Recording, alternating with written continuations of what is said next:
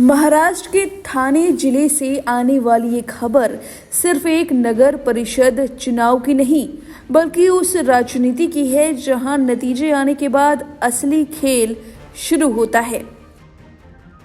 अंबरनाथ नगर परिषद चुनाव के बाद ऐसा ही कुछ देखने को मिला जब सत्ता का गणित अचानक बदल गया और कांग्रेस को अपनी ही पूरी ब्लॉक यूनिट पर कार्रवाई करनी पड़ी।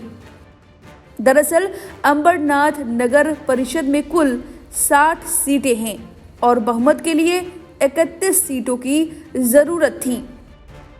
20 दिसंबर को हुए चुनाव में एकनाथ शिंदे के नेतृत्व वाली शिवसेना 27 सीटें जीतकर सबसे बड़ी पार्टी बनी, लेकिन बहुमत से 4 सीट दूर रह गई।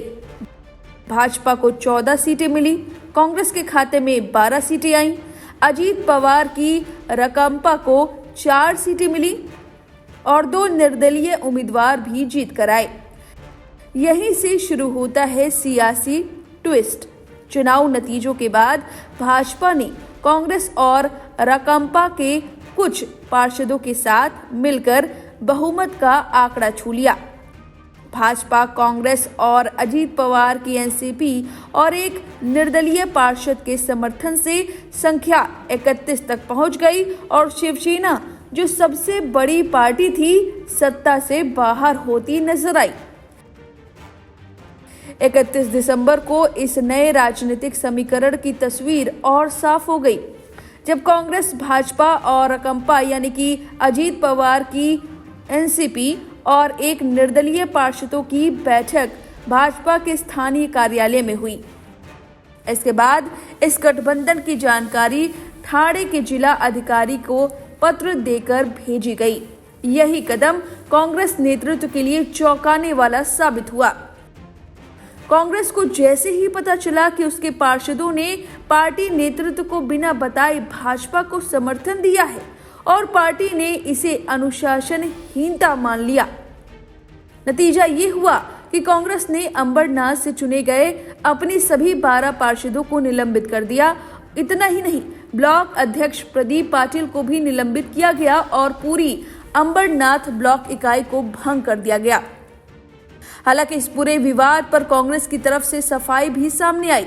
पार्टी प्रवक्ता सचिन सावंत ने कहा कि कांग्रेस और भाजपा के बीच कोई औपचारिक गठबंधन नहीं हुआ है।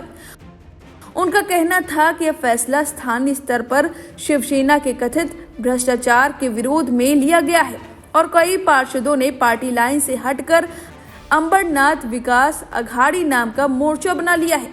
लेकिन चूंकि यह कदम पार्टी की अनुमति के बिना उठाया गया, इसीलिए कार्रवाई करना जरूरी हो गया।